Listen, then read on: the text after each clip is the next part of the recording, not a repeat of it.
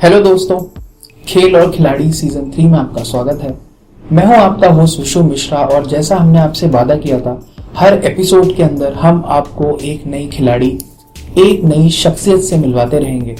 दोस्तों, आज का डिस्कशन है क्रिकेट और मैं बहुत एक्साइटेड हूं क्योंकि मेरे साथ मौजूद हैं दिल्ली क्रिकेट की एक बहुत ही जानी मानी हस्ती श्री महेंद्र पाल। सर, शो में आपका स्वागत है। Thank you very much. दोस्तों, महेंद्र पाल जी के बारे में आपको मैं थोड़ा सा बताना चाहता हूँ।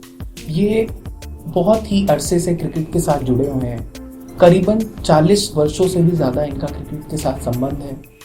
ये पहले as a cricketer under 16, under 19 represent कर चुके हैं। रणजी ट्रॉफी के भी ये प्रोवेंस रह चुके हैं और बहुत जाने माने कोच हैं ये विद्या जैन क्रिकेट एकेडमी के। ये स्टेट पैनल अंपायर भी हैं और काफ़ी टूर्नामेंट्स और काफ़ी बड़े बड़े क्रिकेटर्स के साथ ये खेले हुए हैं।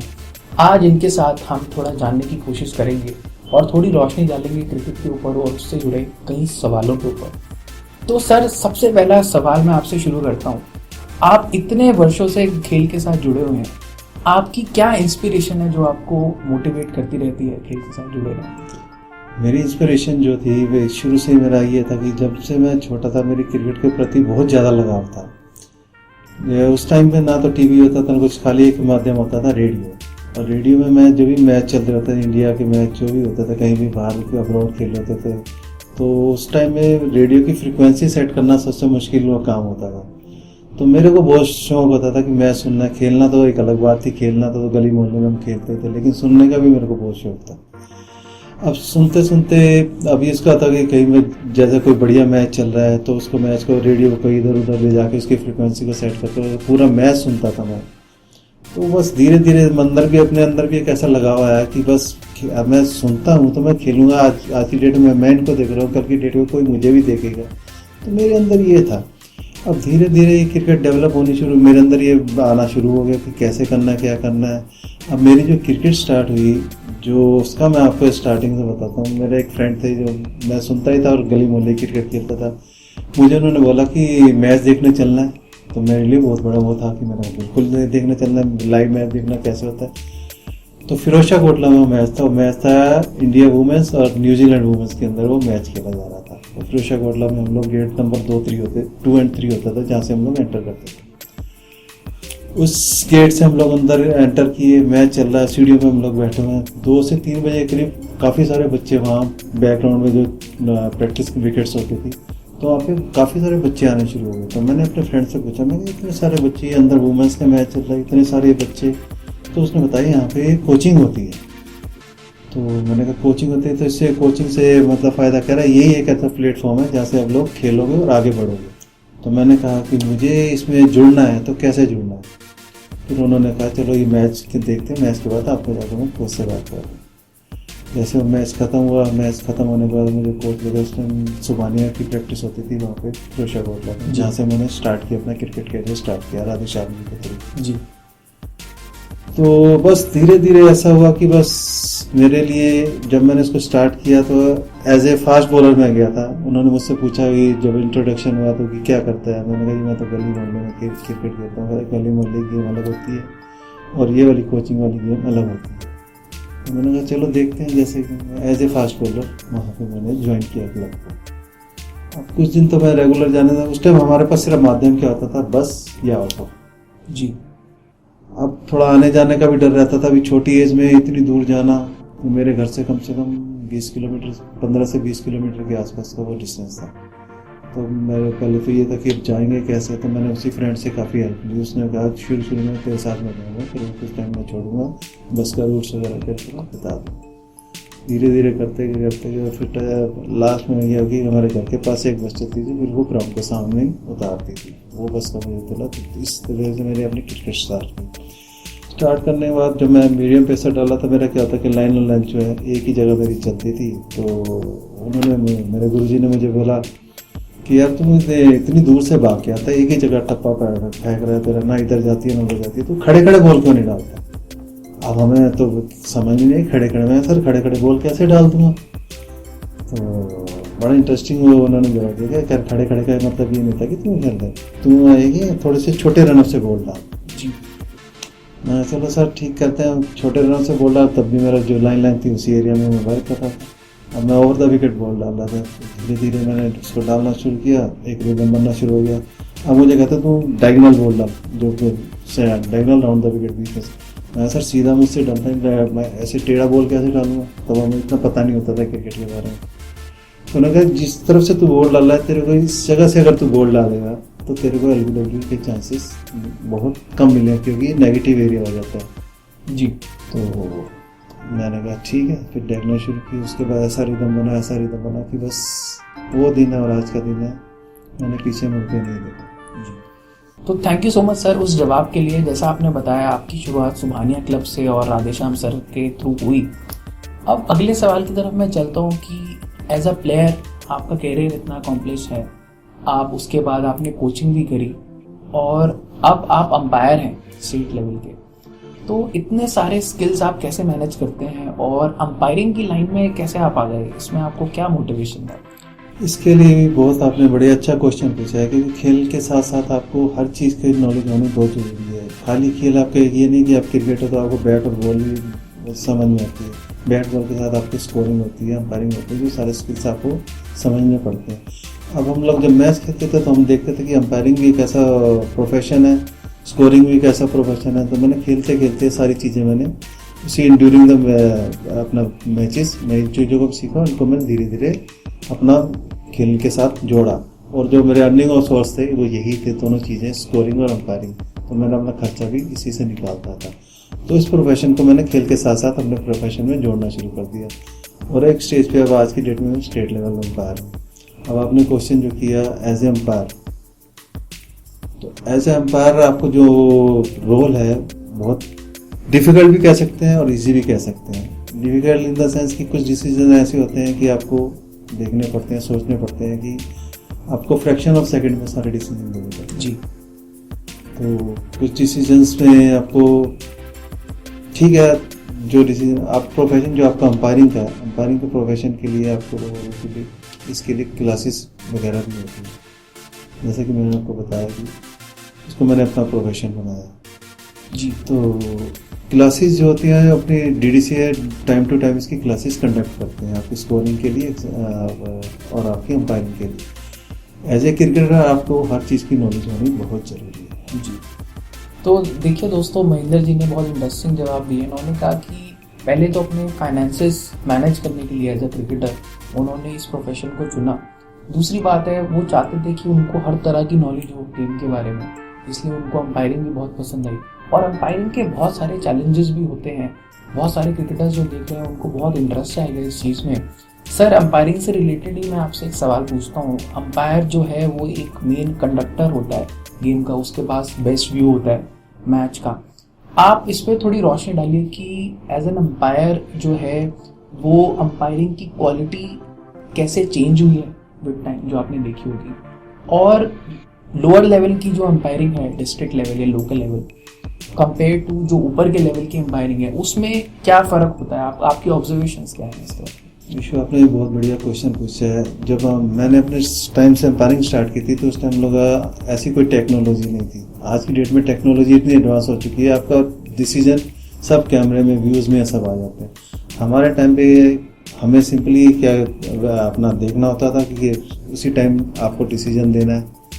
ना हमारे पास कोई टेक्नोलॉजी होती थी, ना कुछ वो होता था। As a local umpire start किया था, धीरे धीरे उसको हमने प्रोफेशन बनाने के बाद स्टेट लेवल में उसके एग्ज़ाम वगैरह होते हैं तो उसको किया। प्रोफेशन में आप आने के बाद आपकी जो जॉब होती है बहुत ज़्यादा स्ट्रिक्टली वो आपको उसको वर्क करना पड़ता है। आप ये नहीं आप कंपेयरिंग कर रहे तो खड़े हो गए 6 बोले गिननी है, आउट नॉट आउट देना है, तो वो चीज़ आपकी फिर वो दूर हो जाती है। आप एज ए प्रोफेशनल अंपायर कर रहे हैं तो आपको पूरे तरीके से उस गेम को व्यू करना है। आपके सामने लोकल प्लेयर भी खेलते हैं, रणजी ट्रॉफी भी खेलते हैं, इंटरनेशनल भी खेलते हैं, तो आपको उसी हिसाब से अपने आप को स्टिक करना पड़ता है कि आप किस तरह की अंपायरिंग है, आपका लेवल क्या है, तो उसके अकॉर्डिंग आप लोगों को प्लान करना पड़ता है।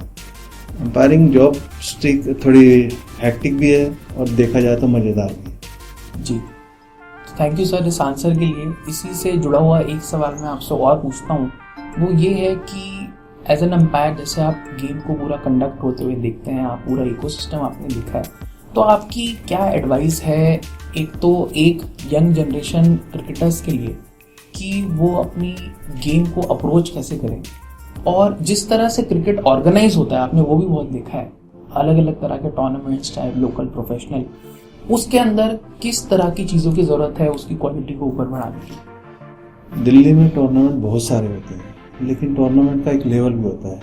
जैसे मैं आपको एक एग्जांपल देता हूँ, हम लोग गोस्वामी गणेश दत्त एक टूर्नामेंट करवाते हैं जो पूरे 47 साल हो गए, लगातार कंटिन्यूसली चल रहा है, कोरोना के टाइम को छोड़कर 2 साल, 47 सालों से हम लोग उस टूर्नामेंट को कंडक्ट कर रहे हैं। टूर्नामेंट का एक लेवल होता है, एक स्टैंडर्ड होता है, आपको उसको कैसे चलाना है और आपको प्लेयर्स को कैसे आपको इनवाइट करना है, आपके साथ कौन कौन से प्लेयर खेल रहे हैं। तो टूर्नामेंट चलाने के लिए भी आपको उसका स्टैंडर्ड मेंटेन करना पड़ता है। प्लेयर्स ऑटोमेटिकली, आपके जो अच्छे प्लेयर्स होंगे, आपका टूर्नामेंट का लेवल और स्टैंडर्ड अच्छा होगा तो उसको ऑटोमेटिकली वो सब प्लेयर आपको उसमें आएंगे और खेलेंगे, क्योंकि आपको सारी जो फैसिलिटीज प्लेयर आज की डेट में जो प्लेयर्स को चाहिए वो सारी फैसिलिटीज आप दे रहे हो। तो ये प्लेयर्स के लिए बहुत अच्छा प्लेटफॉर्म होता है कि आपको एक टूर्नामेंट वेल ऑर्गेनाइज टूर्नामेंट होगा तो उसमें आप लोग उसमें आगे बढ़ सकते हैं। सबसे बढ़िया ये है, टूर्नामेंट आपके ऑर्गेनाइज होंगे, वेल ऑर्गेनाइज होंगे तो प्लेयर्स के लिए अच्छा प्लेटफॉर्म होगा।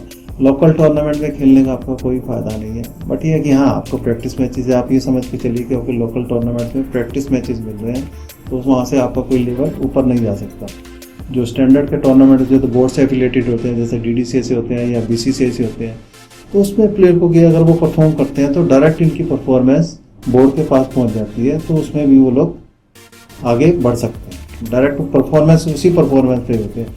आपको एक एग्जांपल देता हूँ, शीश महल लखनऊ में एक टूर्नामेंट था, शीश महल, जहाँ से स्टार्टिंग में नवजोत सिंह सिद्धू सबसे पहले निकले थे। वो टूर्नामेंट भी काफ़ी रेपुटेड टूर्नामेंट होता, वो भी बोर्ड से एफिलेटेड था। उस टूर्नामेंट में एक बार जो परफॉर्म कर दिया तो सीधा इंडिया टीम में आ जाता था। टूर्नामेंट की एक रेपुटेशन होती है, ऑर्गेनाइजेशन कैसे उसको ऑर्गेनाइज कर रही है, तो वही एक रेपुटेड टूर्नामेंट। इसी यही चीज़ है, टूर्नामेंट अगर आपका अच्छा होगा तो आपको ऑटोमेटिकली अच्छा प्लेटफॉर्म मिलेगा, आपको आगे बढ़ने के चांसेस मिलेंगे। जी sir, thank you so much उस आंसर के लिए। महेंद्र जी ने हमको बताया कि टूर्नामेंट्स तो बहुत तरह के होते हैं, लेकिन क्वालिटी टूर्नामेंट्स खेलना और कंडक्ट करना बहुत ज़रूरी है। एक प्लेयर क्वालिटी टूर्नामेंट से ही आगे बढ़ता है।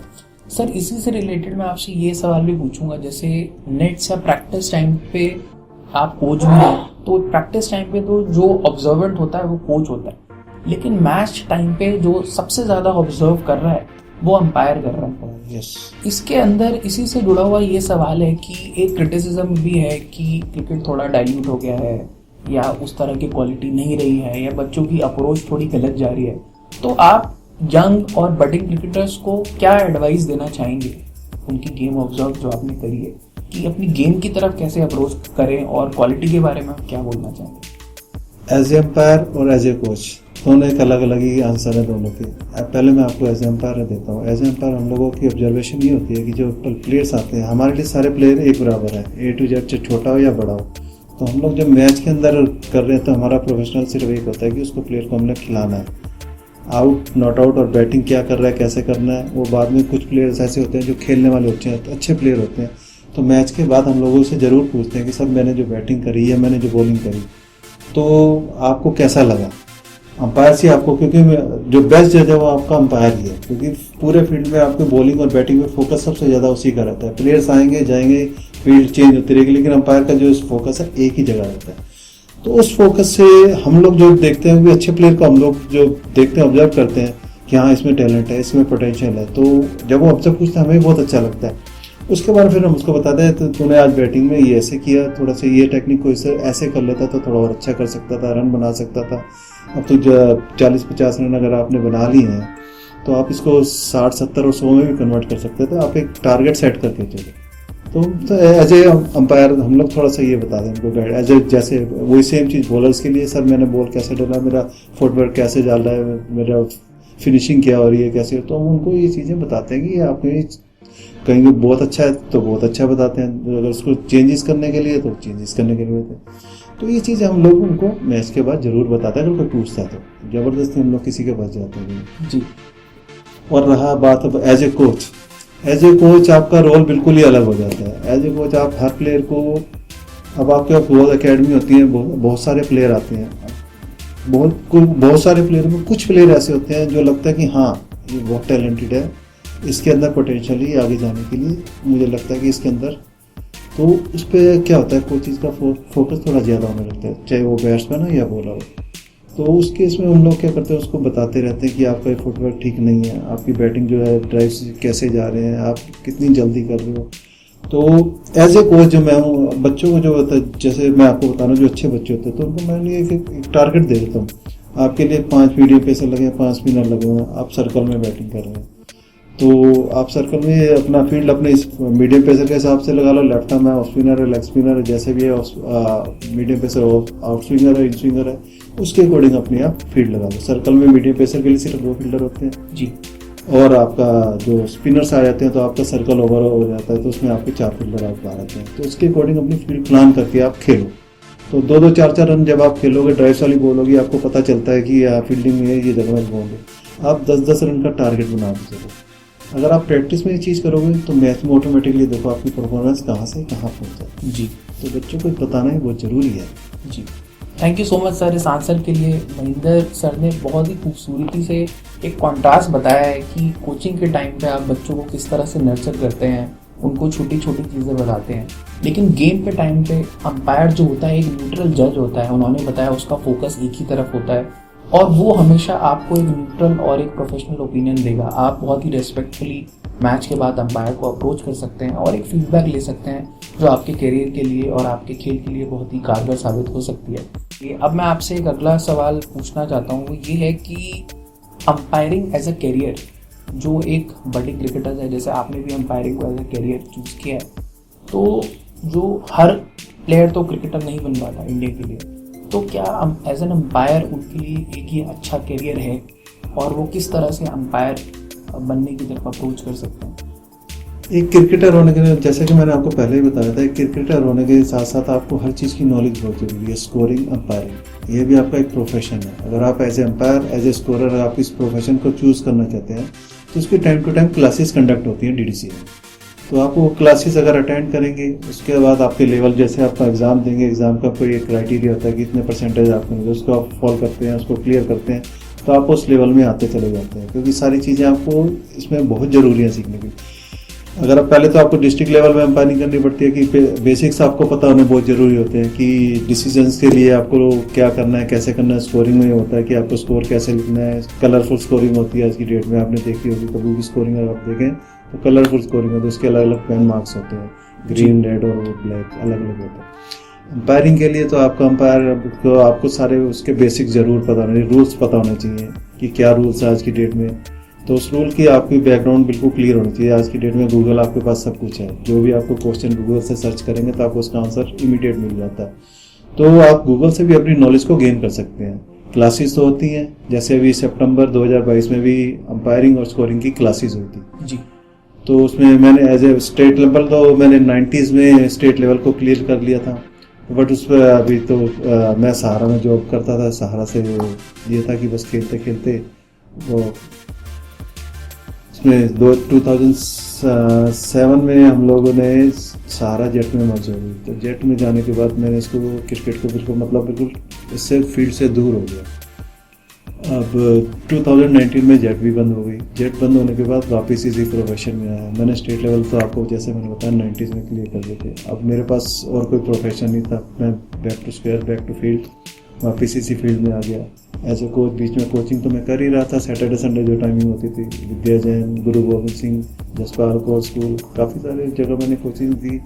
तो उसको मैं सैटरडे संडे को उसको प्रोफेशन बनाता है। लेकिन अब ये मेरा फुल फ्लैज अब मैंने शुरू कर दिया। अब कोचिंग भी चल रही है, अंपायरिंग भी चल रही है। अंपायरिंग में आपको हर चीज़ की स्किल बहुत ज़रूरी है, आपको बेसिक्स पता होने चाहिए, हर चीज़ की नॉलेज ज़रूरी है। तो उसके लिए मैंने जैसे आपको बताया कि उसके लिए time to time classes conduct होती हैं, आपको अटेंड करनी पड़ेंगी, सेमिनार्स वगैरह अटेंड करने पड़ते हैं, और कर सकते हैं। उस प्रोफेशन को भी आप आगे बढ़ा सकते हैं। फील्ड के खाली क्रिकेट में आपकी एक फील्ड नहीं है, मैंने बैटिंग की और बॉलिंग की और खत्म हो गया। कैरियर बहुत है, आप इसको आगे प्रोफेशनल वे में ले जाना चाहते हैं तो बहुत कुछ है इसके साथ, तो इसको भी आप प्रोफेशनल वे में ले जा सकते हैं। Thank you so much sir इस आंसर के लिए। तो महेंद्र सर ने हमको बताया है कि क्रिकेट का करियर आगे बढ़ाने के साथ साथ आप उससे जुड़े और कई प्रोफेशन एक्सप्लोर कर सकते हैं। जैसे महेंद्र सर आज की डेट में सक्सेसफुल अंपायर हैं, सक्सेसफुल कोच हैं, वो अपनी क्रिकेट भी इंजॉय करते हैं और सस्टेनेबिलिटी के लिए या अपना जीवन चलाने के लिए जो आपका घर का खर्चा है या अपना खर्चा है उसके लिए एक बहुत ही कारगर ऑप्शन है। सर इसी के साथ मैं अपने लास्ट 2 सवालों की तरफ चलूँगा। सबसे पहला मेरा सवाल है, मैं आपकी, क्योंकि आप एक बहुत ही वरिष्ठ अंपायर हैं, आपकी मैं ये ओपिनियन जानना चाहूँगा कि जैसे T20 फॉर्मेट आ रहा है और उसी के साथ एक स्टेट लेवल IPL की तरह का एक फॉर्मेट आ रहा है। एक सवाल ये कि क्या आपको लगता है कि दिल्ली का इकोसिस्टम रेडी है इस तरह के फॉर्मेट को प्रमोट करने के लिए, प्रोड्यूस करने के लिए एट अ फॉर्मल लेवल जैसे DDCA के थ्रू? और दूसरा सवाल होगा मेरा कि विमेंस क्रिकेट को लेके, विमेंस क्रिकेट की को किस तरह की सपोर्ट चाहिए आपके इंफ्रास्ट्रक्चर लेवल? जैसे आपका पहला क्वेश्चन है अपना IPL जैसे आपका सिस्टम को प्रमोट करने के लिए, अब आज की डेट में क्या है, गेम होगी बहुत फटाफट वाली गेम, T10 हो गया, T20 हो गया, T40 हो गया, 50 हो गया, डेज मैच हो गए। तो अब डेज को तो सब लोग छोड़ के छोटे फॉर्मेट की तरफ जा बढ़ रहे हैं। तो DDCA भी अभी इसी फॉर्मेट में आ चुका है और इसको कर रहा है। तो जैसे मैंने बताया था, टूर्नामेंट्स भी अगर आप इसी लेवल में कराते हैं, वेल ऑर्गेनाइज टूर्नामेंट कराते हैं, फ्रेंचाइजीज वगैरह लेते हैं, आप कुछ क्लब्स वगैरह को ले लीजिए, उनको फ्रेंचाइजीज लेके आप टूर्नामेंट कराएं, तो भी आपको वो उसके लिए आपको आगे बढ़ने के लिए अच्छा प्लेटफॉर्म है। एक अच्छा आपको ये है कि प्लेयर्स के लिए बहुत बढ़िया चीज़ होगी। आज की डेट में पैसा बहुत बड़ी चीज़ हो चुकी है, तो ये गेम बहुत ईजी हो चुकी है। पुराने सिनेरियो और करंट सिनेरियो में बहुत फ़र्क आ चुका है जी, कि पुराने सिनेरियो में ये चीज़ें बिल्कुल नहीं होती थी। जब हम लोग खेलते थे तो हमारे पास तो ऐसी कोई फैसिलिटीज़ नहीं थी, लेकिन आज की डेट में इतनी फैसिलिटीज़ अगर आपको मिल रही हैं तो उसको आपको अच्छे तरीके से कंडक्ट कराएं, अच्छे तरीके से ऑर्गेनाइज कराएं। फ्रेंचाइज जैसे टूर्नामेंट IPL होते हैं तो लोकल लेवल पे भी आप आज की डेट में आप इसको करवा सकते हैं, तो प्लेयर के लिए बहुत अच्छा प्लेटफॉर्म है। दूसरी चीज़ आपने बोला वुमेंस क्रिकेट की जी, गर्ल्स क्रिकेट के लिए सबसे बड़ा पहला ये है कि अगर आप स्कूल लेवल से आप इस क्रिकेट को स्टार्ट कर देते हैं, तो क्योंकि स्कूल में अगर आप खेलेंगे तो आप लोगों को थोड़ा सा ये पता चलेगा गर्ल्स को कि क्रिकेट भी एक चीज़ होती है। तो मैंने देखा है जो कि स्कूलों में गर्ल्स को बहुत कम प्रमोट किया जाता है स्पोर्ट्स में।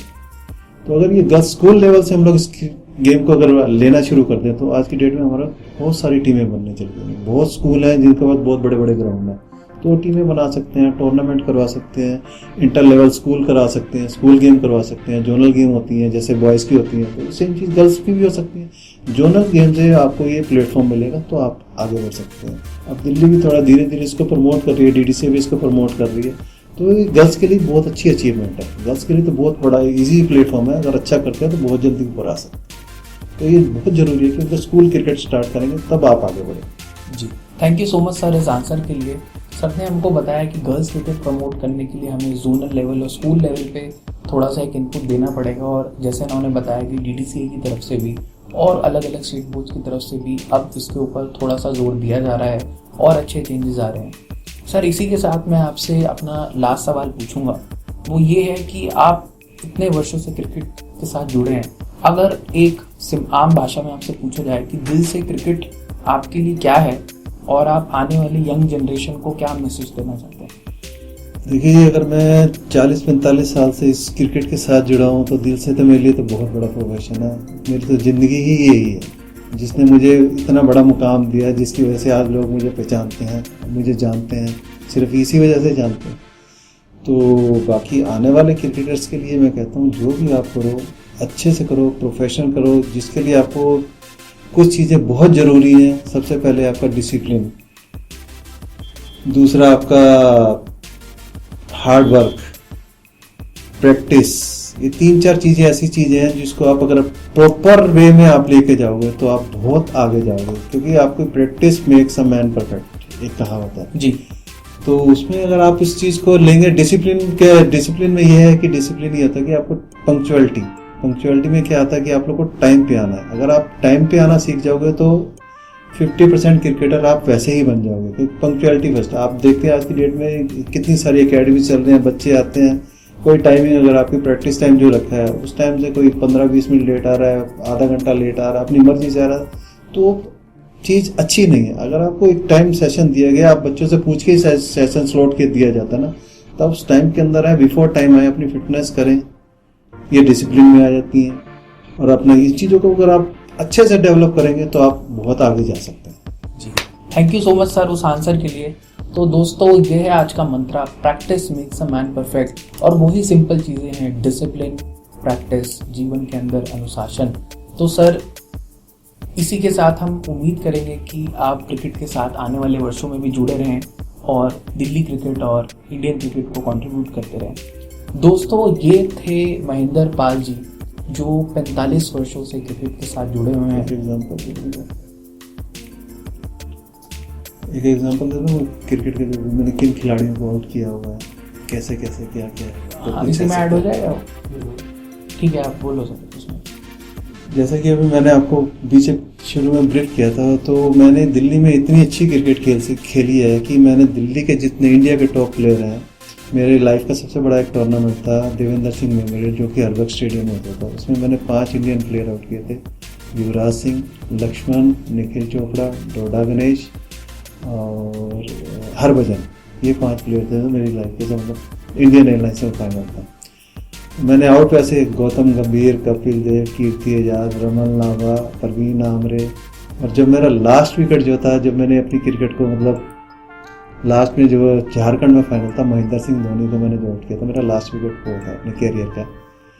तो जब वो इंडिया टीम में 2004-05 में इंडिया टीम में वो आए थे, तो लास्ट विकेट मेरा वो था, जो कि मैंने ये आज की डेट में मैं कह सकता हूँ कि मैंने महेंद्र सिंह धोनी को भी आउट किया जी। तो ये है कि आप खेलते जाओ, बढ़ते जाओ, कुछ नहीं पता कब कहाँ से किस, सभी प्लेयरों के साथ खेला हूँ इंडिया के, ऐसा बस एक प्लेटफॉर्म नहीं मिला, हम आगे नहीं बढ़ सके। तो मेरी आप लोगों से और बच्चों से ये दुआ है कुछ अच्छा कीजिए कि फटाफट आगे बढ़िए। Thank you Ishu. Thank you so much sir इस आंसर के लिए। और I am sure Mahendra Singh Dhoni और जितने भी क्रिकेटर्स देख रहे हैं आपकी इन अच्छे पॉइंट से ज़रूर एग्री करेंगे। और सर ने हमको एक मंत्रा दिया है, practice makes a man perfect. Discipline, अनुशासन, ये सब चीज़ें बहुत ज़रूरी हैं दोस्तों, जीवन में भी और क्रिकेट के अंदर भी। तो दोस्तों इसी तरह जुड़े रहिए खेल और खिलाड़ी सीज़न 3 के साथ। मैं आपको इसी तरह से क्रिकेट और स्पोर्ट्स के जगत के अलग अलग पर्सनालिटी और शख्सियत से मिलवाता रहूँगा। और मैं धन्यवाद करता हूँ श्री महेंद्र पाल जी का हमारे साथ जुड़ने के लिए। Thank you so much sir. Thank you Ishu, thank you very much, thank you Dwarka, radio Dwarka, thank you very much, धन्यवाद।